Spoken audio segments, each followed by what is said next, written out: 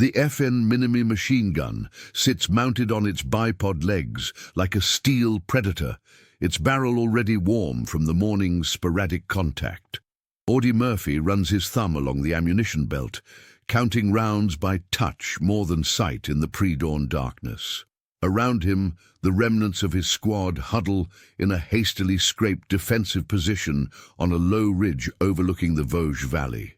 They've been told to hold this ground until relief arrives.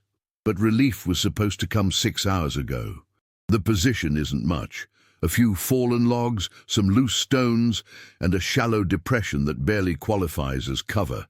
But it's what they have.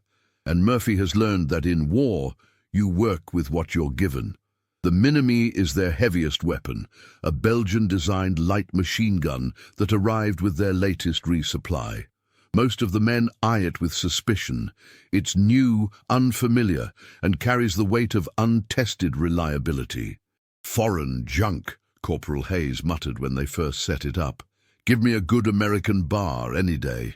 The mission had seemed straightforward enough 3 days ago. Their company was tasked with securing a series of ridgelines in the Vosges Mountains to prevent German forces from using the high ground to observe Allied supply convoys moving through the valley below. What intelligence hadn't told them was that an entire Wehrmacht battalion was already dug in on the opposite slopes, and that they'd been walking into a carefully prepared killing field. Now Murphy's squad is all that remains of the advance element. The rest of the company pulled back during yesterday's fierce fighting, but someone needs to maintain eyes on the valley road.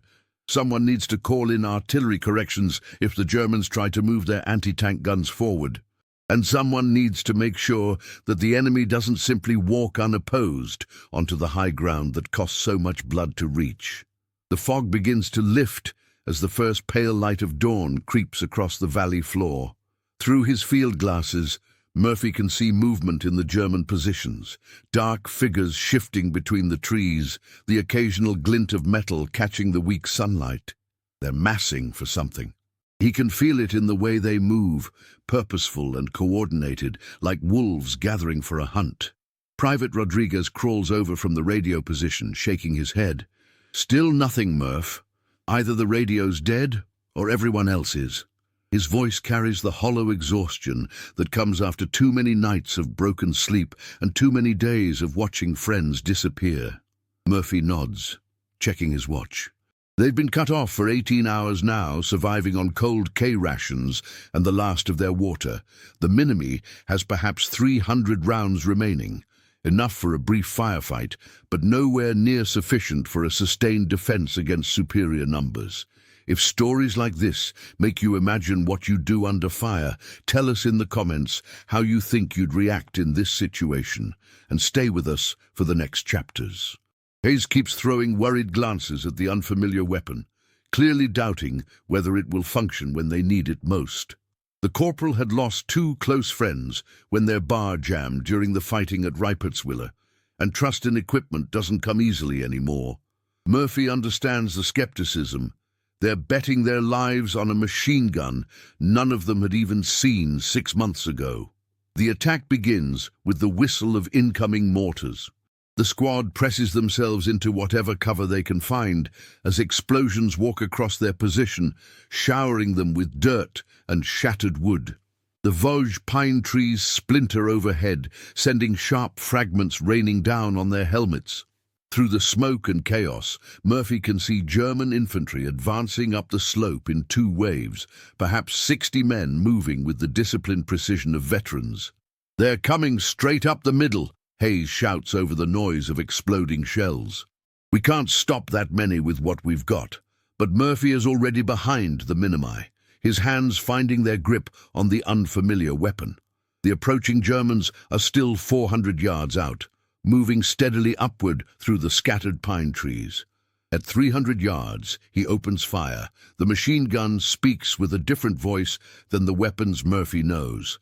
Sharper, faster, with a distinctive cyclic rate that cuts through the morning air. The first burst drops 2 Germans and sends the rest diving for cover. But they're well-trained soldiers, and within moments they're moving again, using fire and maneuver tactics to close the distance. What follows is the kind of desperate, improvised defense that defines infantry combat. Murphy works the Minimi with growing confidence, laying down precise bursts that force the Germans to take cover, to hesitate, to question their advance. Hayes and Rodriguez add their rifle fire to the mix, picking targets of opportunity, while Murphy concentrates on breaking up the enemy's coordinated assault. The weapon performs flawlessly, feeding ammunition smoothly through its mechanism, while Murphy shifts his fire from one threat to another. When a group of Germans tries to flank around the left side of the position, he swings the gun to meet them. When they mass for a frontal assault, he pours fire into their center. The Minimi becomes an extension of his will, reaching out across the battlefield to touch anyone who threatens his men. But numbers tell their own story. The Germans keep coming, flowing around obstacles like water, absorbing casualties and pressing forward with grim determination. Murphy's ammunition belt grows shorter with each burst. Sweat runs down his face despite the cold morning air, and his hands shake slightly from adrenaline and fatigue. It's during the third wave of the assault that something shifts. Perhaps it's the relentless precision of Murphy's fire, or the way each German advance dissolves under the Minimi's attention. Perhaps it's simply the accumulation of losses, friends falling, sergeants shouting contradictory orders, the slow realization that this supposedly soft American position has become a meat grinder. Rodriguez crawls back from the radio, his face grim. Got through to battalion for about 30 seconds. They're saying we need to hold for another 4 hours minimum. The Krauts broke through at Hill 351, and they can't spare anyone until they plug that hole. Hayes spits into the frozen dirt of the Vosges mountainside. 4 hours? With what ammunition? Murphy's already burned through half our belt, and we've got maybe 100 rifle rounds between us. The mathematics of survival are brutally simple. 3 men with dwindling ammunition against what looks like a reinforced company of German infantry. Every tactical manual Murphy ever studied would call this a withdrawal situation. Fall back, preserve the unit, fight another day. But the valley road below carries the lifeline of an entire division, and someone has to keep eyes on it. We could pull back to the secondary position, Rodriguez suggests quietly. Set up in those rocks about 200 yards back. Better cover, cleaner fields of fire. Murphy continues working the Minimi, sending careful bursts toward movement in the tree line.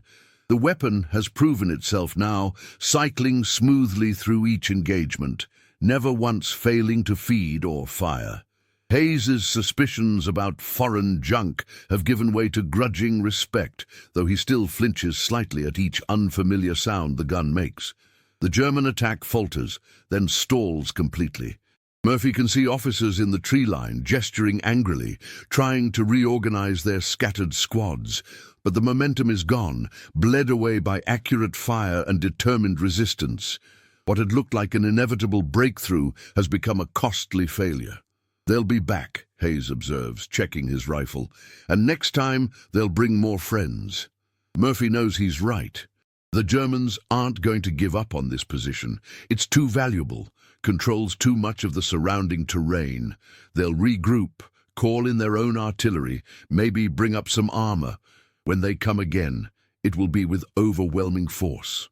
The morning sun climbs higher, burning off the last of the fog and revealing the full scope of their isolation.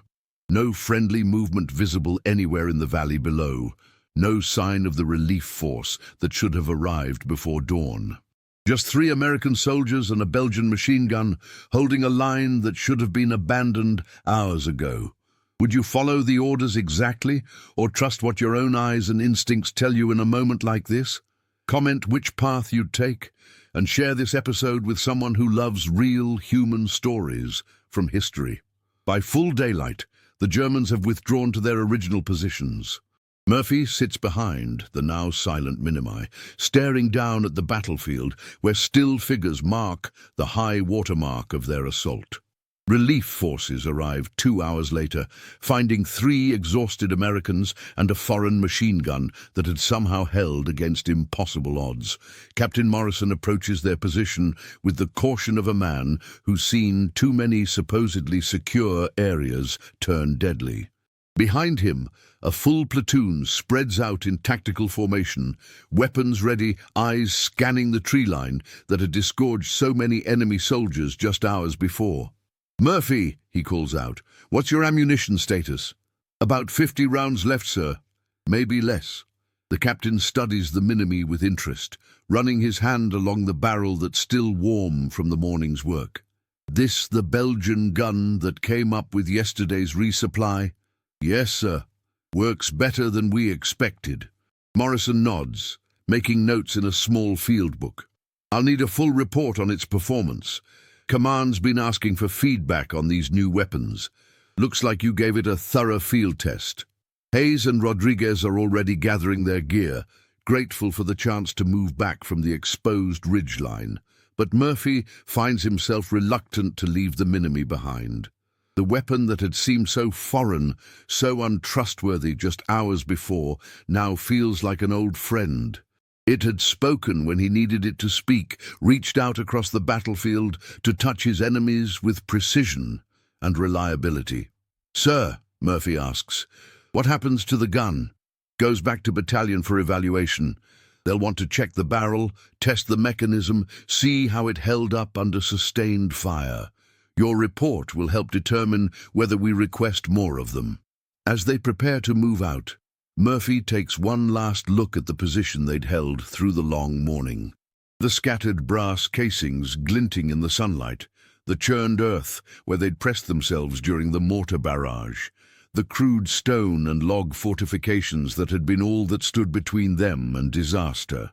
The Vosges Mountains stretch away in all directions, ridgeline after ridgeline, covered in snow and pine, each one potentially hiding enemy forces. Somewhere out there, German soldiers are regrouping, planning their next attack, preparing to test other thin lines held by other small groups of American soldiers. "Murphy," Rodriguez says quietly as they gather their equipment, "when they write this up, what do you think they'll say about today?" It's a good question, one that Murphy doesn't have an answer for. How do you reduce 8 hours of terror, exhaustion, and split-second decisions into the clean language of an after-action report? How do you capture the weight of that ammunition belt growing lighter with each engagement, or the moment when doubt about foreign equipment gave way to trust born of necessity?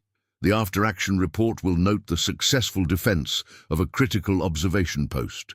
It will mention the effective use of supporting weapons and the importance of maintaining morale under adverse conditions. What it won't capture is the moment when doubt turned to trust, when an unfamiliar weapon became a lifeline, and when a position that everyone expected to fall became the place where a line was drawn and held.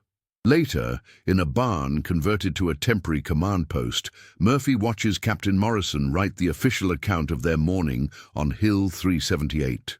The words flow easily: grid coordinates, enemy strength estimates, ammunition expenditure rates, casualty figures. Everything reduced to the clean, precise language that staff officers prefer. Approximately 0630 hours, enemy forces estimated at company strength initiated assault on forward observation position, the captain writes. Defensive fire from crew-served weapon effectively disrupted enemy advance. Position maintained until relief force arrival at 10:45 hours. Sitting nearby, Hayes cleans his rifle with the methodical precision of a man who knows his life depends on properly functioning equipment. Funny how it sounds so simple when you write it down like that. That's how it always is, Rodriguez observes. What we lived through and what gets put on paper are two different things.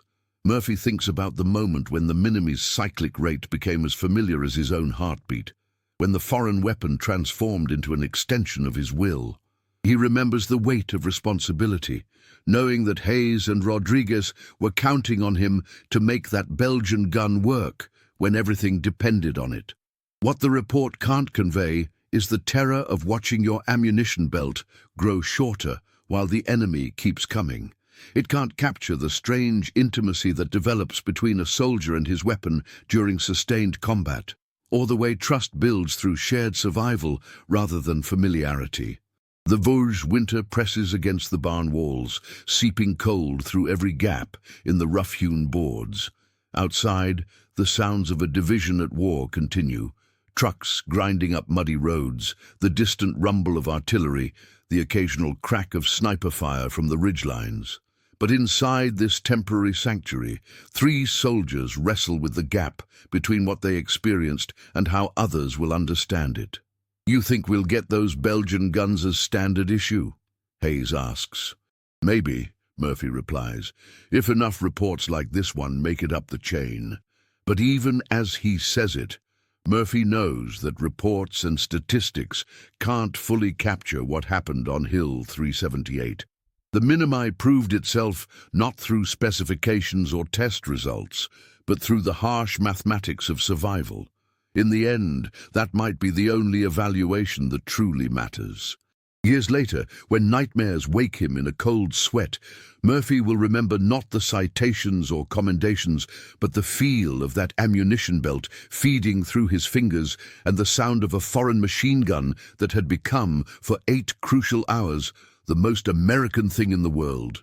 The citation would arrive 3 weeks later, forwarding through channels with the efficient bureaucracy that transforms battlefield chaos into official recognition. Technical Sergeant Audie L. Murphy, for conspicuous gallantry and intrepidity in action against enemy forces in the Vosges mountain sector, France. The words would be clean, proper, suitable for reading at ceremonies and recording in unit histories.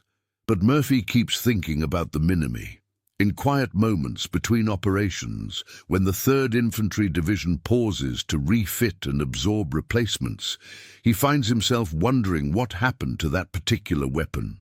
Did it get shipped back to some depot for evaluation? Was it issued to another squad, another soldier who might have to trust foreign steel when everything depended on it working? Hayes approaches him outside their temporary barracks, a converted French farmhouse that still smells of hay and livestock. "Got word from Morrison. They're recommending the Belgian guns for wider distribution. Apparently our report wasn't the only positive one." "That's good," Murphy replies, though he's not sure why the news affects him so much. "You did something up there, you know," Hayes continues. "Not just the shooting. You made that gun work when none of us thought it would. Made us believe in something we didn't trust." Rodriguez joins them, carrying hot coffee in mismatched cups, liberated from the farmhouse kitchen. "My grandmother always said you can't judge a tool until you've worked with it. Guess that applies to machine guns too." The Vosges mountains are behind them now, but Murphy knows they're not really behind any of them. Hayes still flinches slightly at unfamiliar mechanical sounds. Rodriguez checks and rechecks his radio equipment with obsessive precision, and Murphy carries the weight of those 8 hours when 3 men and a foreign weapon held a line that should have broken. Decades later, in a small Texas town far from the snow-covered ridgelines of eastern France, an old man will pause while reading newspaper accounts of new military equipment being adopted by American forces. The technical specifications will blur together, but he'll remember the feel of an ammunition belt growing lighter and the sound of a Belgian machine gun that had become, in one desperate morning, more reliable than anything American engineering had produced. The reports capture what happened. The citations record the official recognition, but the real story lives in the space between doubt and trust, between the foreign and familiar, between the steel that came from across an ocean and the hands that made it sing when everything depended on its voice. In the end, weapons are only as good as the men who use them, and men are only as good as their willingness to trust what they don't understand, when understanding becomes a luxury they can't afford. If this story reminded you that behind every medal there's a human being carrying memories we'll never fully see, subscribe to the channel, tell us which country you watch from, and invite someone to revisit history with us in the next story.